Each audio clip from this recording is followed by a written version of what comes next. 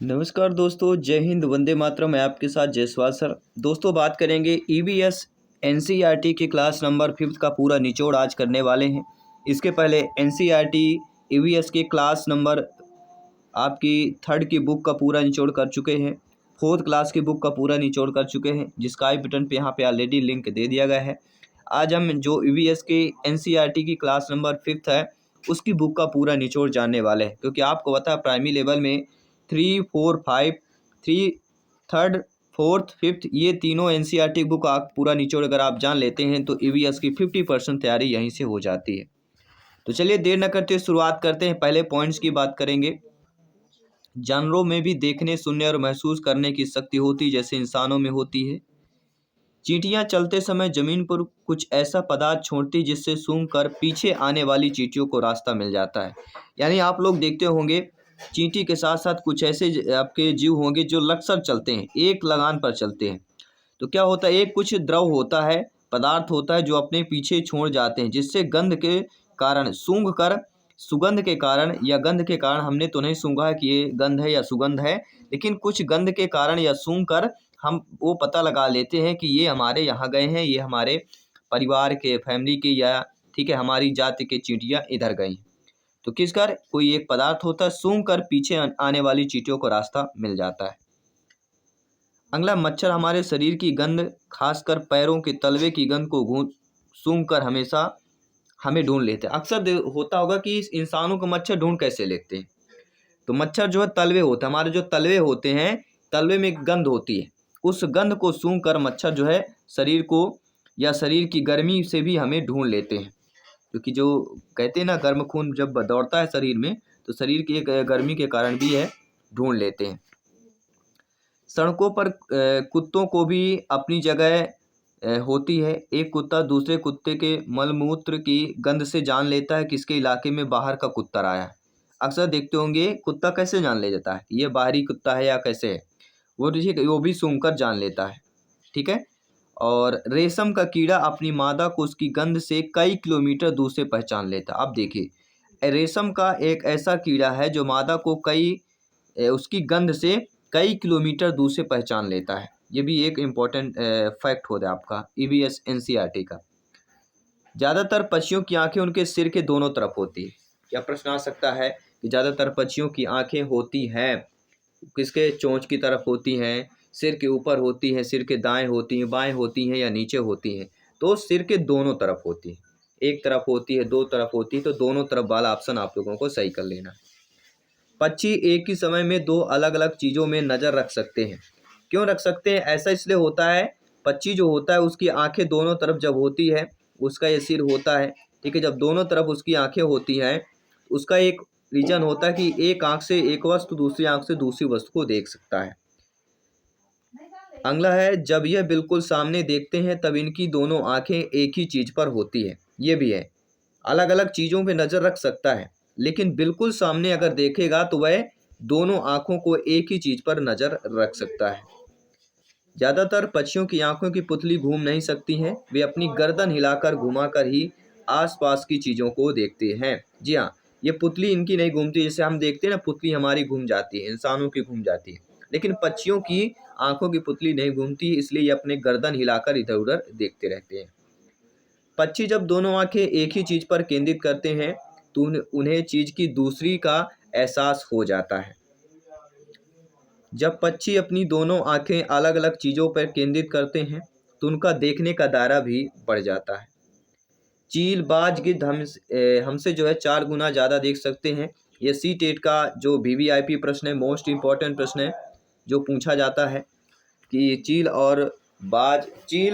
बाज और गिद्ध कौन से ग्रुप जो है जो 4 गुना ज़्यादा देख सकते हैं, वो ग्रुप है चील, बाज और गिद्ध का। ऐसे प्रश्न पूछे जाते हैं। अगला प्रश्न है, आमतौर पर माना जाता है कि दिन में जागने वाले जानवर कुछ रंग देख पाते हैं और रात में जागने वाले जानवर हर चीज को सफेद और काली को देख पाते हैं। यह भी प्रश्न कई बार पूछा गया है कि जो दिन में जागने वाले जानवर कुछ रंग देख पाते हैं, लेकिन रात में जो जानवर जागते हैं, रात में जो जानवर भ्रमण करते हैं, वह सफेद, हर चीज उनको सफेद और काली ही देख पाते हैं। अगला जो प्रश्न है, सांप के बाहरी कान नहीं होते हैं, ये ध्यान दीजिएगा। वह जमीन पर हुए कंपन से ही सुन पाता है। सांप के कान नहीं होते हैं, केवल देख सकता है और कंपन के द्वारा वह सुन सकता है। और कंपन सुनने या कंपन उसको, उसकी बॉडी जो लैंग्वेज है, जो बॉडी होती है, कंपन को सतर्क से सुन जाती है। और इसीलिए कहते हैं ये जो सरीसृप जानवर होते हैं इनको पहले पता चल जाता है, भूकंप या ऐसी कुछ घटनाएं होती हैं इनको पहले कंपन के द्वारा पता चल जाता है। जंगल में ऊंचे पेड़ एवं बैठे लंगूर पास आती किसी मुसीबत जैसे शेर या चीता को देखकर एक खास आवाज निकालता है, जो लंगूर होता है, जिससे साथियों को संदेश पहुंच जाता है कि ये शेर आ गया, चीता आ गया है या हमारा शिकार करने वाला आ गया है। इस काम के लिए पक्षी भी खास तरह की आवाजें निकालते हैं अगर शेर, चीता या कुछ उन्हें संकट दिखता है तो। कुछ पक्षी अलग अलग खतरों के लिए अलग अलग तरह की आवाजें भी निकालते हैं। खास तौर पर मछलियां खतरों की चेतावनी के लिए एक दूसरे को बिजली की तरंगों की से जानकारी पहुंचाती है। जी हाँ, बिजली की तरंगों से जानकारी पहुंचाती है और ये तरंग वही समझ सकते हैं। कुछ जानवर तूफान या भूकंप आने से कुछ समय पहले ही अजीब हरकतें करने लगते हैं। जंगलों में रहने वाले लोग समझ जाते हैं कि कुछ अनहोनी होने वाली है, क्योंकि जंगल में ही ऐसे जानवर करने लगते हैं। सन 2004 में दिसंबर के माह में सुनामी के कुछ समय पहले जानवरों के अजीब व्यवहार और उनके द्वारा की गई चेतावनी भरी आवाज़ों को अंडमान की खास आदिवासी जनजाति समझ गई थी। उन्होंने इलाका खाली कर दिया। इस प्रकार लोग सुनामी से बच गए थे। अगला, डॉल्फिन भी अलग अलग तरह की आवाज़ें निकालती है और एक दूसरे से बात भी करती है। वैज्ञानिकों का मानना है कि कई जानवरों की अपनी पूरी भाषा भी होती है, जैसे हम इंसानों की भाषा है। बहुत से जानवर किसी खास मौसम में लंबी गहरी नींद में चले जाते हैं, जैसे छिपकली। छिपकली एक ऐसी जानवर है जो खास मौसम में लंबी गहरी नींद पर यह चली जाती है। अब बात करेंगे इस्लात के बारे में, जो एग्जाम में पूछा जाता है। देखिए, इस्लात जो होता है भालू जैसे दिखने पर, ये भालू नहीं होता लेकिन भालू जैसे दिखता है।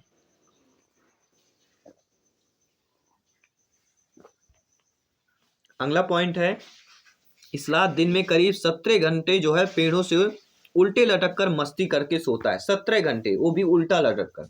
ऐसे भी हमारे भारत, हमारे पृथ्वी में, ठीक है, हमारे वर्ल्ड में ऐसे ऐसे जानवर पाए जाते हैं।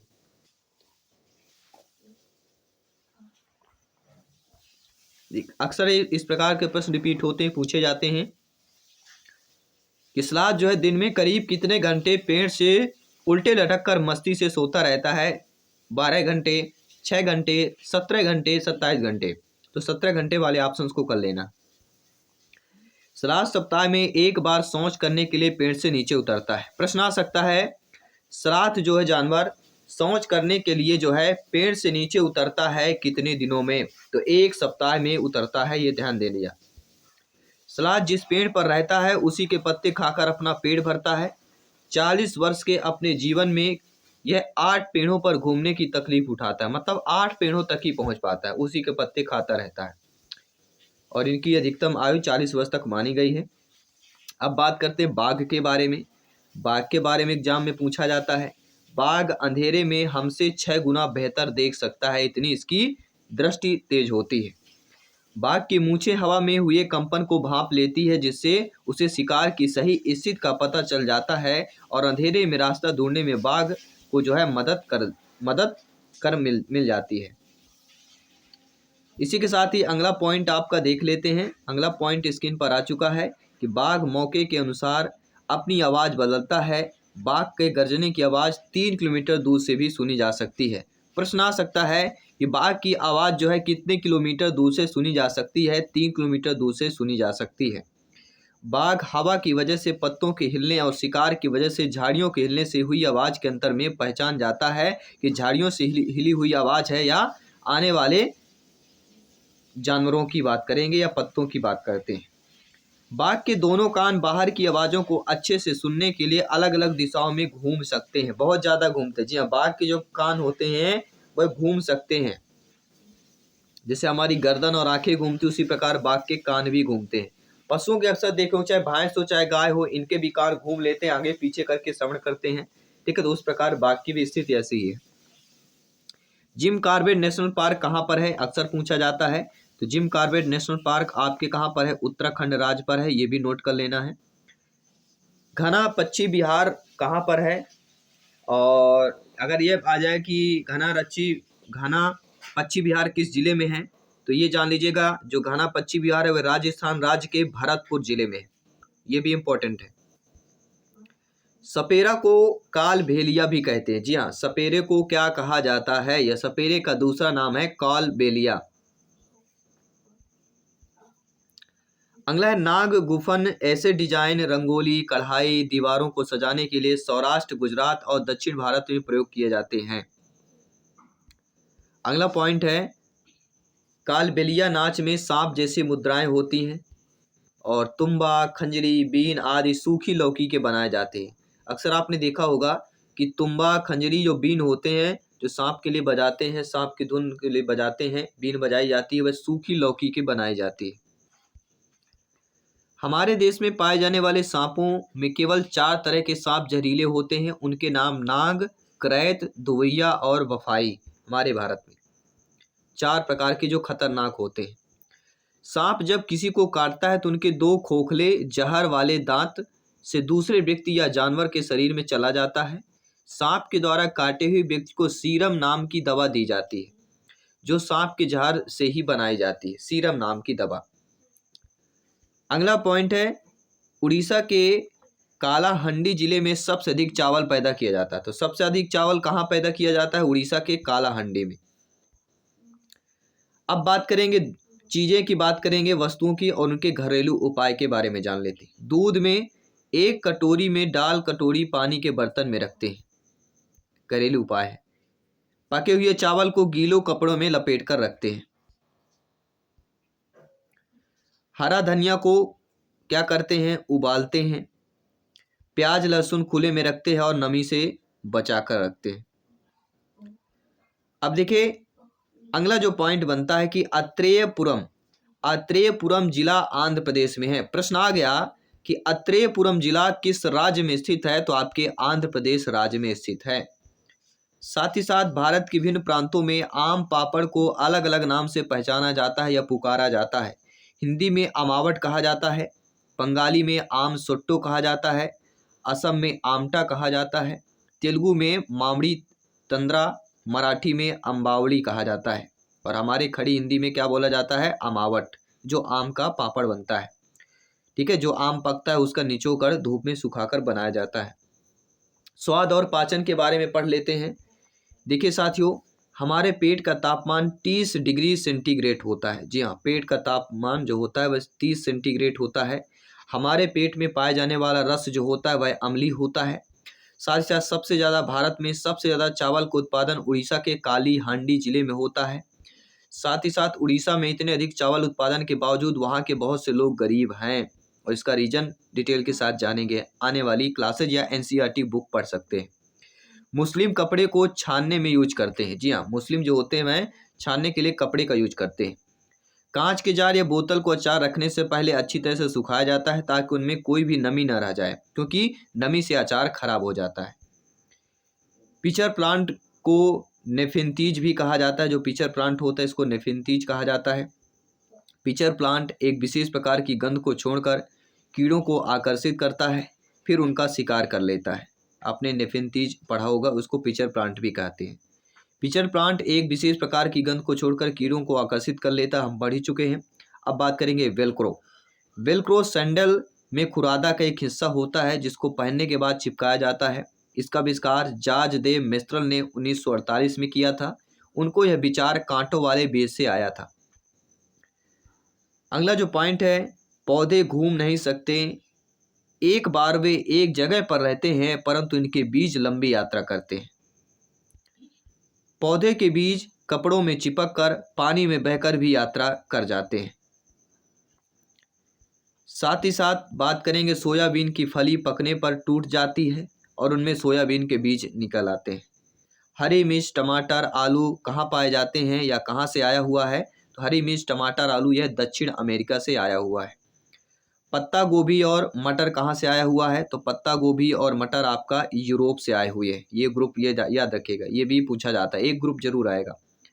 काफ़ी, बीन्स और भिंडी ये कहाँ से आए हुए हैं? अफ्रीका से आए हुए हैं। और गड़ीसर झील राजस्थान के जैसलमेर पे, ये अक्सर पूछा जाता है। हरे मिर्च, टमाटर, आलू दक्षिण अमेरिका से, पत्ता गोभी, मटर यूरोप से, और काफ़ी, बीन्स, भिंडी अफ्रीका से। ये ध्यान दीजिएगा, काफ़ी वाले ग्रुप में अफ्रीका याद कर लेना है, ठीक है। और मटर वाले ग्रुप में यूरोप याद कर लेना है। पत्ता गोभी, पा से पत्ता, यूरोप पाया आ रहा है। हरी मिर्च, टमाटर, आलू दक्षिण अमेरिका। तो हरी मिर्च तीखी होती है, ठीक है। टमाटर और आलू की बात करते हैं, सब्जी में टमाटर आलू की सब्जी की अगर याद आए तो अमेरिका याद कर लेना है, ठीक है। तो ये ग्रुप है, आपको याद कर लेना है। और इसकी हम बता चुके हैं कि गड़ीसर झील राजस्थान के जैसलमेर पर है। और यहाँ पर उस घाट का एक स्कूल हुआ करता था। साथ ही साथ जैसलमेर में 9 झीलें थी, जो एक बड़ी झील से पानी बरसने पर भर जाती थी। जैसलमेर में बहुत कम बारिश होती है, साल में 1 या 2 बार, कभी कभी तो साल में 1 भी बार बारिश नहीं होती है। जैसलमेर में जब झीलें पानी भर जाती थी तो लोग उत्सव मनाते थे और उनकी पूजा करते थे, जिससे उत्तराखंड में नई दुल्हन की पूजा की जाती है। अगला, कुएं और झीलों के सूखने के कारण। देखिए, पानी को मोटर से निकाला जा रहा है, जिससे ज़मीन का पानी कम होता जा रहा है। अब झीलें भी कम हो रही हैं, जहाँ पहले वर्षा का पानी इकट्ठा हो जाता था और नीचे स्रोत बना हुआ करता था। पेड़ के चारों ओर तरफ पार्कों में मिट्टी के सीमेंट से ढक दिया जा रहा है, जिससे वर्षा का पानी जमीन में नहीं पहुंच पा रहा है। 1986 में जोधपुर और उसके आसपास की बारिश ही नहीं हुई है। फिर लोगों ने ध्यान आया कि वहाँ एक पुराना कुआं या बावली था। फिर बाद में ध्यान आया जब बारिश नहीं हुई। लोगों ने पैसे इकट्ठे किया, लगभग 200 ट्रक कूड़ा निकाला गया और लोगों ने वहाँ पानी मिल गया लोगों को वहाँ पर। प्यासे जोधपुर को बावली से पानी मिला और कुछ सालों बाद वहाँ अच्छी बारिश हुई और बावली के लोग फिर भूल गए, यानी बावली को फिर भूल गए बारिश होने के बाद। यानी जब तक आपकी चीज़ें इस्तेमाल होती हैं, जब तक आप इस्तेमाल किया होता है, इस्तेमाल किया, इसके बाद फिर भूल जाते हैं। वही कहानी यहाँ पर भी हुई है। अगला है, अल बुरूनी हजारों साल पहले उज्बेकिस्तान से आया हुआ था। प्रश्न आता है, अल बुरूनी कहाँ से आया हुआ था? तो उज्बेकिस्तान से भारत आया था और कितने हजारों वर्ष पहले आया हुआ करता था। तो ये रहे दोस्तों इतिहास के महत्वपूर्ण प्रश्न। इसके साथ साथ अगला जो है कि अल बुरूनी ने भारत में आकर सभी चीज़ों को ध्यान से समझा और जाना कि यहाँ के लोग तालाब बनाने की कला जानते हैं और बड़े बड़े पत्थर और लोहे चबूतरे झीलों के किनारों पर बनाते हैं। अल बुरूनी के सारी बात को विस्तृत रूप से लिखकर ये सारी बातें 1973 में मिली एक स्टाम्प पर लिखी थी, जो अल बुरूनी के जन्म 1000 साल बाद फिर यह मिला था। मृत सागर का पानी सबसे ज़्यादा कैसा होता है? खारा होता है। मृत सागर समुद्र जल से या समुद्र तल से 418 मीटर नीचे दुनिया का सबसे निचला बिंदु कहा जाने वाला सागर है। इसे खारे पानी की सबसे निचली झील भी कहा जाता है। अमृत सागर के 1 लीटर पानी में 300 ग्राम तक नमक मिल सकता है। जी हाँ, अमृत सागर एक ऐसा खारा जल है, ऐसा खारा पानी है, 1 लीटर पानी निकालेंगे उसमें 300 ग्राम नमक मिल जाएगा। इतना लवण की मात्रा उपलब्ध है। मृत सागर के पानी का घनत्व ज़्यादा होने के कारण लोग उसमें डूबते भी नहीं हैं और उसकी सतह पर तैरते रहते हैं। 1930 में दांडी मार्च का आयोजन किया गया। यह आयोजन इसलिए था क्योंकि भारतीयों को समुद्र से नमक बनाने की इजाज़त नहीं थी। दांडी यात्रा अहमदाबाद से गुजरात के समुद्र के किनारों तक चली। तो दांडी यात्रा कहाँ से कहाँ तक चली? अहमदाबाद से गुजरात के समुद्र तक। कब चली? 1930 में चली। मलेरिया में बुखार, कपकपी और ठंड किसे आता है? मलेरिया की दवा सिरकोना पेड़ की छाल से बनाई जाती है। लोहात या आयरन हमें गुड़, आंवला और बहुत से हरी पत्तेदार सब्जियों से मिलता है। प्रश्न आता है कि किस ग्रुप से ज़्यादातर जो है हमें आयरन मिलता है? गुड़, आंवला। अगर ये दिया रहे, हरे पत्तेदार सब्जियां दे रहे हैं, तो ये ग्रुप वाले में सबसे ज़्यादा लोहा या आयरन हमें मिलता है। मक्खियों से कई तरह की बीमारियां होती हैं। आपका एल्गे या शैवाल एक तरह का जलीय पौधा है जो बरसात के मौसम में होता है। रोनाल्ड रॉस ने सबसे पहले बताया कि मलेरिया मच्छरों से फैलता है। सबसे पहले किसने बताया कि मलेरिया मच्छरों से फैलता है? रोनाल्ड रॉस ने बताया था। मलेरिया जो होता है एक कोशिका वाले पैरासाइट्स या परजीवी से होता है, जिसे प्लाज्मोडियम कहते हैं। मलेरिया के परजीवी का वाहक मादा एनाफ्लीज मच्छर है जिसके पंख गहरे और धब्बेदार होते हैं। उम्मीद है ये हमने जो 5th क्लास के क्वेश्चन किए हैं एनसीईआरटी के, पूरी चैप्टर कंप्लीट हो चुकी है। आपके 3rd क्लास के साथ साथ 4th क्लास के साथ साथ आज हमने 5th क्लास की भी एनसीईआरटी बुक का पूरा निचोड़ जान लिया। सारी बुक का निचोड़ आपको ऑलरेडी इन स्क्रीन पर दे दिया गया। अगर आपने 3rd और 4th क्लास की नहीं देखा है, मैं आपके साथ जयसवाल सर मिलता हूँ। आपकी सभी क्लासेस चल रही है, ज्वाइन कीजिए क्योंकि तैयारी यहाँ पे सिलेक्शन सरोपर ही है।